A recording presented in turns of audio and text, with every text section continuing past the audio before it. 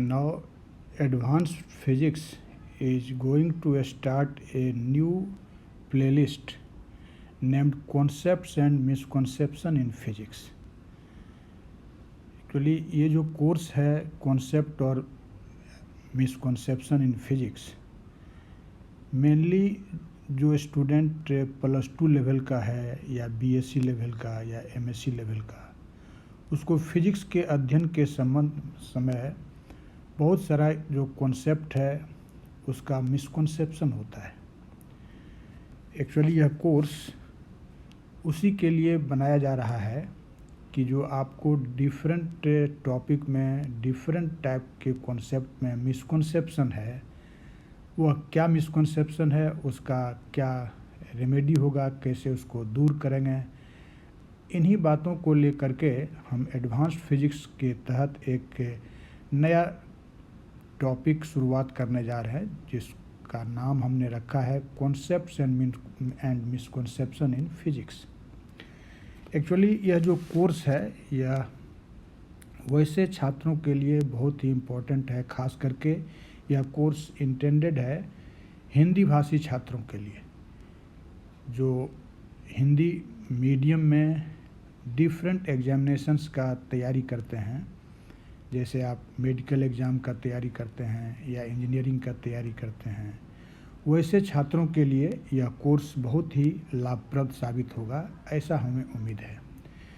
जैसा आपने advanced physics के कोर्स में देखा है कि वह जो कोर्स है वह एक्चुअली बीएससी और एमएससी लेवल के छात्रों के लिए, जो कि हायर कॉम्पिटिटिव एग्जामिनेशन जैसे यूपीएससी या नेट जेआरएफ जैसे एग्जामिनेशन का प्रिपरेशन करता है, उसके लिए मुख्य रूप से है।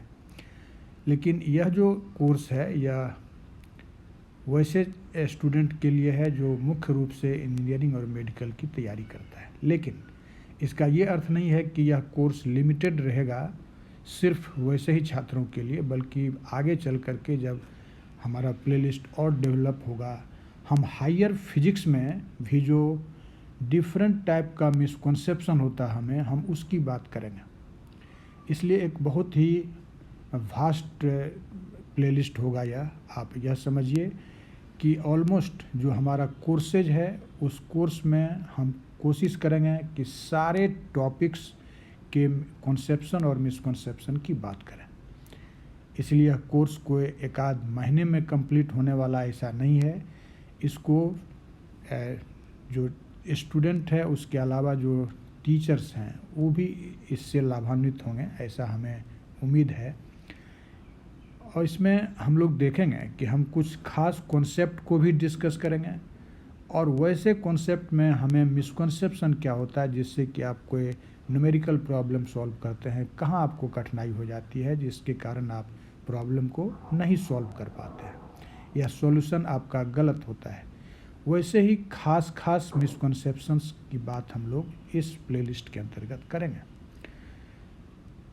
चूँकि हमारा जो मेन इंटेंशन था पहले से वह एडवांस्ड फिजिक्स के लिए था, जो मुख्य रूप से बीएससी एमएससी का एकेडमिक तैयारी करने वाला और डिफरेंट हाई फिजिक्स लेकर के हायर कॉम्पिटिटिव एग्जामिनेशन का तैयारी करने वाले छात्रों के लिए था। तो वह प्लेलिस्ट हमारा जारी रहेगा, वह बंद नहीं होगा। हम अल्टरनेट डे ऐसे वीडियोज़ को डालेंगे।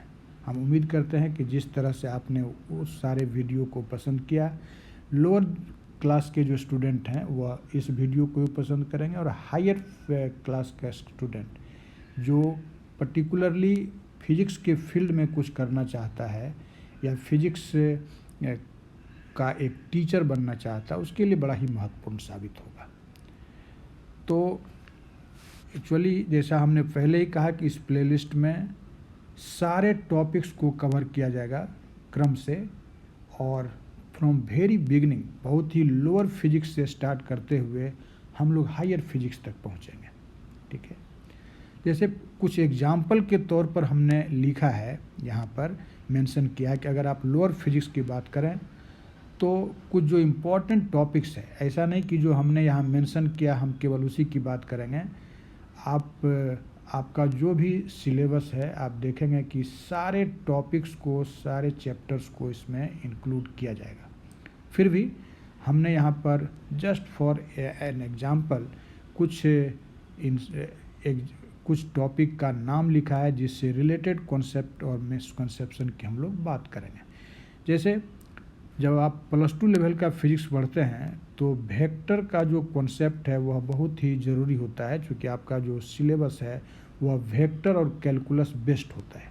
ओके, तो वेक्टर से संबंधित क्या इम्पोर्टेंट कॉन्सेप्ट है और कहाँ हमारा मिसकॉन्सेप्शन है, जिससे कि हमें किसी प्रॉब्लम के सॉल्यूशन में हम गलत कर बैठते हैं, वैसे बातों को हम लोग इस टॉपिक के अंतर्गत देखेंगे। आप देखेंगे कि एक्चुअली जो वेक्टर का कॉन्सेप्ट है वह बहुत ही वास्ट कॉन्सेप्ट है, from very lower concept to very higher concept की बात हम लोग इसमें करेंगे, लेकिन छोटे छोटे क्वेश्चन के माध्यम से। ऐसा नहीं कि जो बिल्कुल टॉपिक के जैसा हम आपको एडवांस फिजिक्स के अंतर्गत पढ़ाते हैं वैसा नहीं होगा, लेकिन सारे टॉपिक का ज्ञान हो जाएगा। आप अगर उसको पढ़े हुए हैं तब ये ज़्यादा लाभ, आप इससे लाभप्रद होंगे। आप देखेंगे कि शुरुआत में हम केवल ज्योमेट्रिकल वेक्टर की बात करेंगे, लेकिन आपको ये जानकर आश्चर्य होगा कि वेक्टर का कॉन्सेप्ट केवल ज्योमेट्रिकल वेक्टर्स तक ही लिमिटेड नहीं है, बल्कि जब आप हायर फिजिक्स पढ़ते हैं, क्वांटम मैकेनिक्स पढ़ते हैं, तो वहाँ जो हमारा वेव फंक्शन है that is also called a vector, वह भी वेक्टर है। आप जब मैथमेटिक्स पढ़ते हैं या मैथमेटिकल फिजिक्स पढ़ते हैं, मैट्रिसेज को पढ़ते हैं, तो मैट्रिसेज भी हमारा वेक्टर है। आप कॉम्प्लेक्स नंबर को पढ़ते हैं, कॉम्प्लेक्स नंबर भी हमारा वेक्टर है। तो ये सब जो कुछ महत्वपूर्ण बातें हैं, उन्हीं बातों को हम लोग एक्चुअली इस concepts and misconception in physics playlist के तहत डिस्कस करेंगे। ओके, फिर मैकेनिक्स ऑफ पार्टिकल्स, जहां आप न्यूटोनियन मैकेनिक्स की बात करते हैं, ह्यूज बॉडी को भी पार्टिकल ट्रीट करते हैं, उसमें हमारा डिफरेंट जो कॉन्सेप्ट और मिसकॉन्सेप्शन है, जहां हम प्रॉब्लम सॉल्यूशन में गलती करते हैं, उस बात की भी चर्चा करेंगे। एक लोअर क्लासेज में बड़ा ही इम्पॉर्टेंट टॉपिक होता है जहां अक्सर ही स्टूडेंट को मिसकॉन्सेप्शन होता है, वह है rigid body kinematics and rigid body dynamics. ये बड़ा ही लोअर क्लासेज के स्टूडेंट को परेशान करने वाला टॉपिक होता है। आप देखेंगे कि यहाँ पर हम कैसे अपने मिसकॉन्सेप्शन को दूर कर सकते हैं। ठीक है, फिर देखिए, फिर हमने लिखा इन्वर्स स्क्वायर लॉज। अब जब इन्वर्स स्क्वायर लॉज लिखा तो इसके अंतर्गत आप Newton's law of gravitation, Coulomb's laws of electrostatics में पढ़ते हैं। तो इन सारी बातों को यहाँ डिस्कस करेंगे कि इसका इम्पोर्टेंट कॉन्सेप्ट क्या है, कैसे इसका प्रॉब्लम सॉल्व होता है और कहाँ हमसे मिस्टेक हो जाता है। ठीक है, फिर आता है बहुत ही important concept oscillations and waves का। यदि आप सिंपल हार्मोनिक मोशन की बात करें तो वह एक ऐसा कॉन्सेप्ट है जो कि एकदम लोअर क्लासेस से स्टार्ट होता है, और अब आप जब वेव मैकेनिक्स पढ़ते हैं वहाँ भी ऑसिलेशन की बात होती है, इलेक्ट्रिक सर्किट पढ़ते हैं वहाँ भी ऑसिलेशन की बात करते हैं।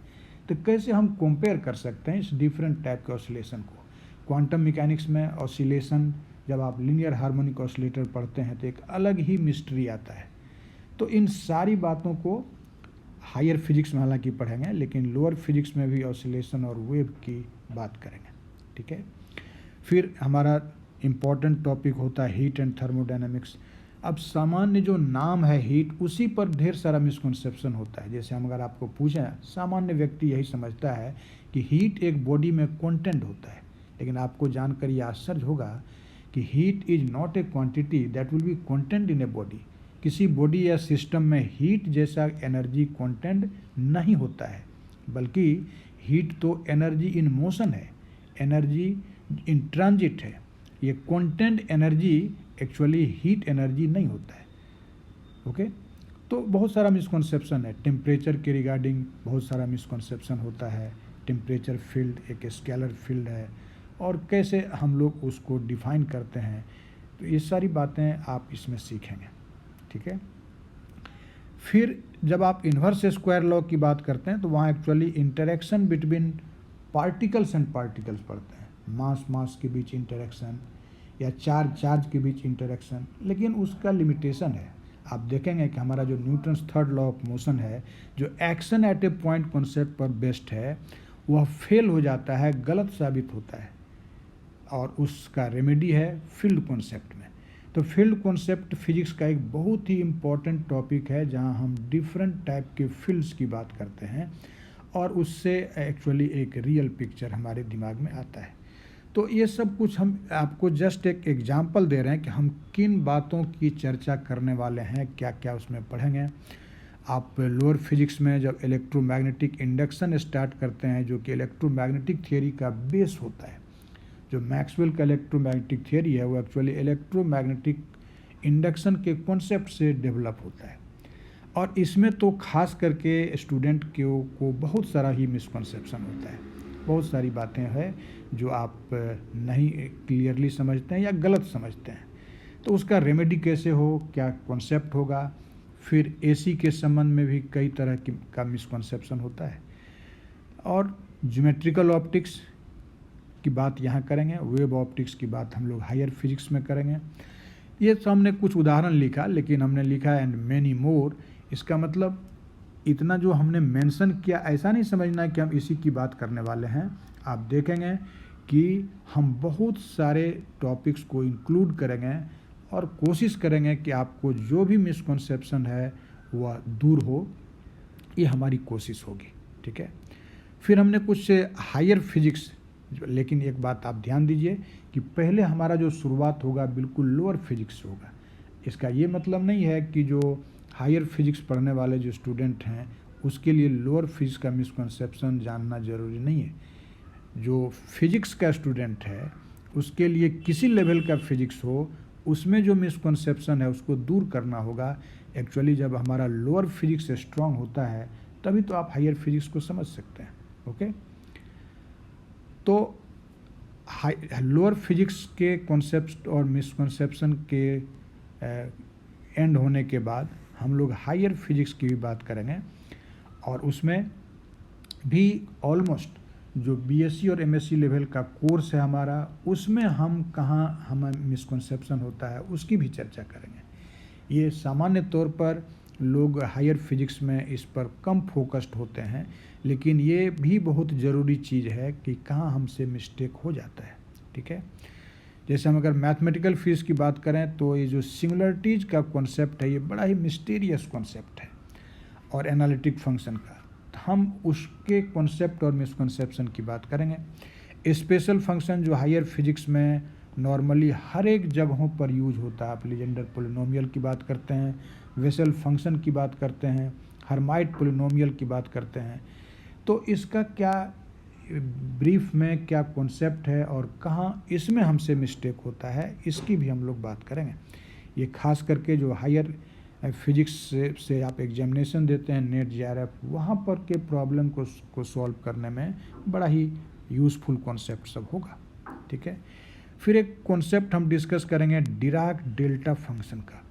ये Dirac delta function from lower physics to higher physics use होता है। जैसे आपको हम एक एग्जांपल दें कि अगर मान लो कि कोई डिस्क्रीट चार्ज डिस्ट्रीब्यूशन है, और डिस्क्रीट चार्ज डिस्ट्रीब्यूशन का अगर हम चार्ज डेंसिटी डिफाइन करना चाहें तो सामान्य तौर पर आप नहीं कर पाएंगे।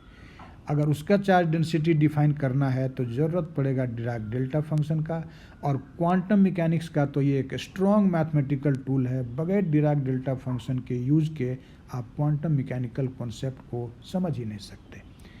तो इस डिराक डेल्टा फंक्शन है चाहे ग्रीन्स फंक्शन है, इन बातों की भी चर्चा करेंगे, और देखेंगे कि आप इस कोर्स के बाद इससे संबंधित जो भी आपसे गलतियां होती थी इससे रिलेटेड प्रॉब्लम को सॉल्व करने में, हम उम्मीद करते हैं कि वह सब दूर होगा।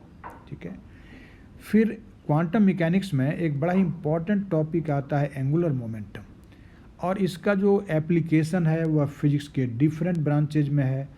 हम लोग अगर इसके कॉन्सेप्ट और मिसकॉन्सेप्शन की बात कर लेंगे तो समझिए कि एक तरह से हायर फिजिक्स के डिफरेंट टॉपिक को हमको समझने में बड़ी सहूलियत की बात होगी।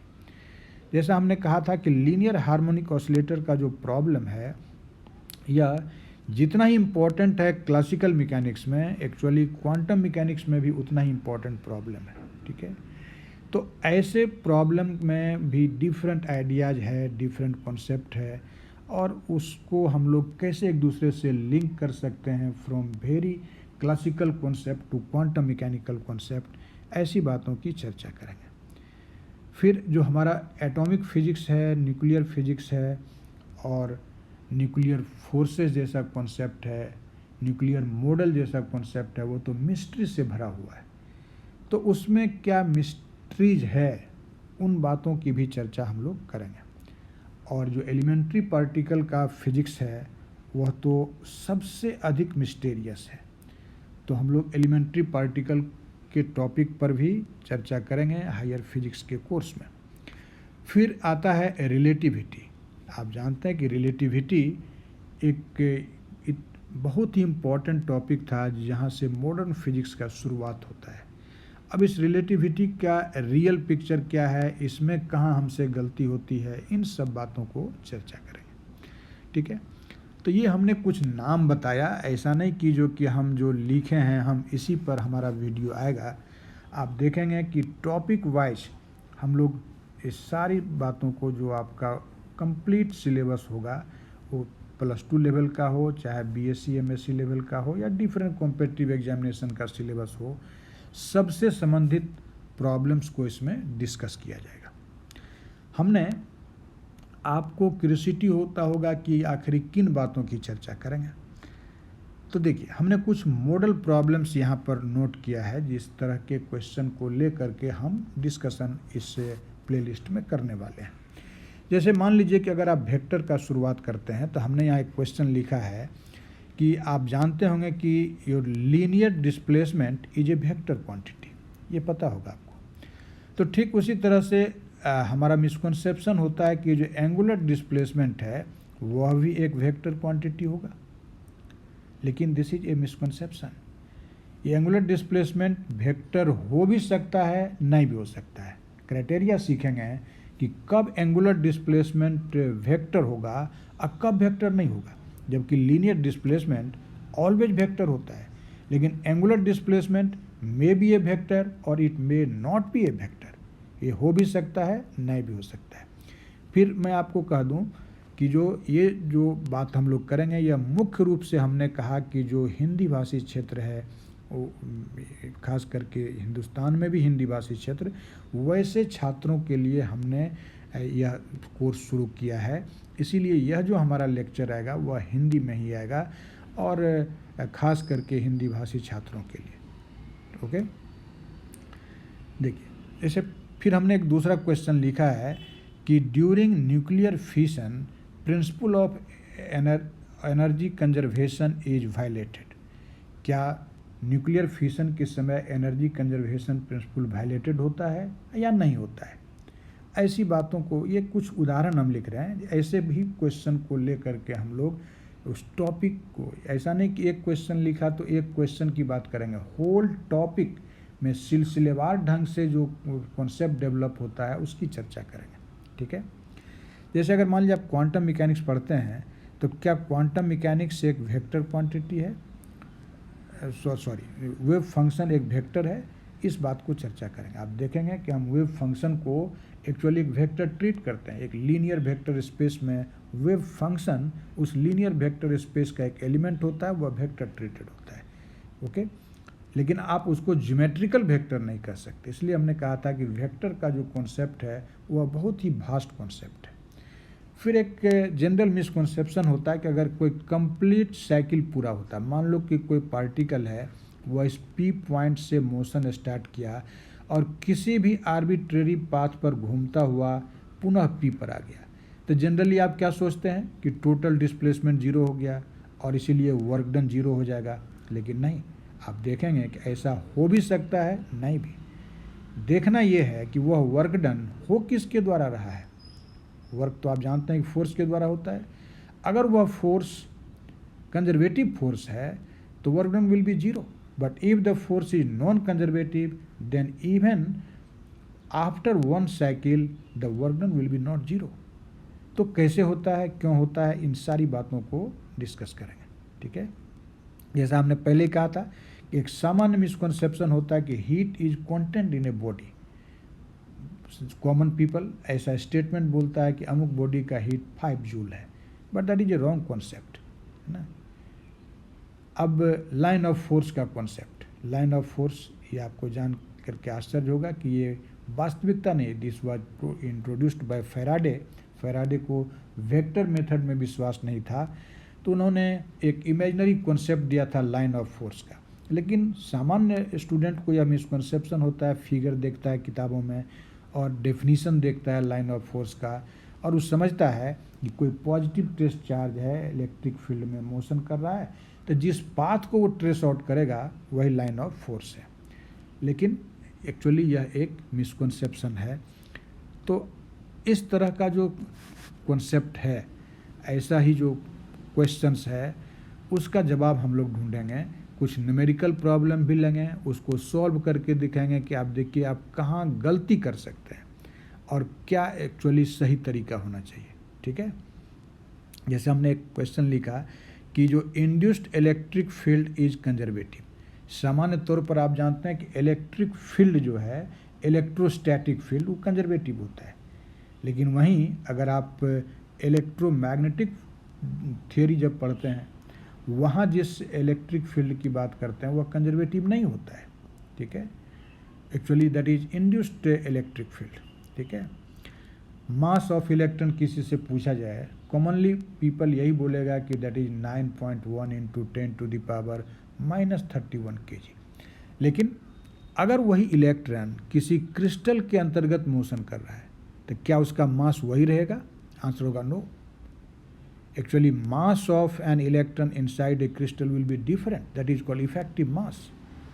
तो ये हमने कुछ एग्जाम्पल के तौर पर कुछ क्वेश्चन लिखा कि किस तरह के प्रॉब्लम को हम लोग आगे डिस्कस करने वाले हैं। फिर यह नहीं सोचना है कि जो बस ऐसे ही हम क्वेश्चन लिखेंगे और उसका आंसर बता देंगे, ऐसा नहीं। किसी भी टॉपिक का शुरुआत होगा तो उसका जो पहले नाम ही है कॉन्सेप्ट्स एंड मिसकॉन्सेप्शन। तो पहले कॉन्सेप्ट की बात करेंगे, आपको कॉन्सेप्ट सिखाएंगे, लेकिन कॉन्सेप्ट सीखने के बाद भी आपको मिसकॉन्सेप्शन रह जाता है, तब हम लोग उसको पॉइंट आउट करेंगे कि कहाँ कहाँ मिसकॉन्सेप्शन हमें रह गया। ओके, तो ये सब कुछ उदाहरण था, कुछ एग्जाम्पल था, और ऐसे ही क्वेश्चंस को सॉल्व करने के लिए, फिजिक्स के कॉन्सेप्ट को क्लियर करने के लिए हमने यह प्लेलिस्ट जारी किया है, और हम उम्मीद करते हैं कि आप इससे काफ़ी लाभान्वित होंगे। खास करके जो लोअर क्लासेज का स्टूडेंट है, +2 लेवल का स्टूडेंट है, और वह डिफरेंट कॉम्पिटिटिव एग्ज़ाम का तैयारी करता है, like medical examinations, engineering examinations, उसको बहुत अधिक फ़ायदा होने वाला है इस प्लेलिस्ट से। आप निश्चित रूप से आप इस चैनल पर जाएंगे और इस नए प्लेलिस्ट को अगर देखेंगे तो आपको बहुत ही फ़ायदा होगा, ऐसा हम उम्मीद करते हैं। तो आज तो हमने केवल इंट्रोड्यूस कराया आपको अपने इस नए प्लेलिस्ट से।